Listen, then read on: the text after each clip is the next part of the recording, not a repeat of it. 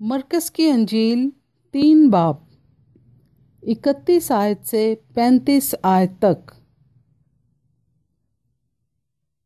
यीशु की माँ और भाई।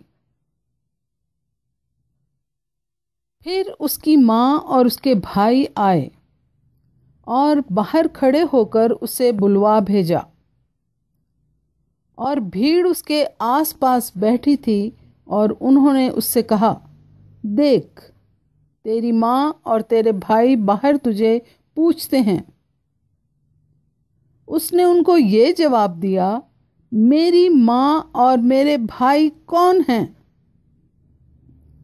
और उन पर जो उसके गिर्द बैठे थे नजर करके कहा, देखो, मेरी माँ और मेरे भाई ये हैं।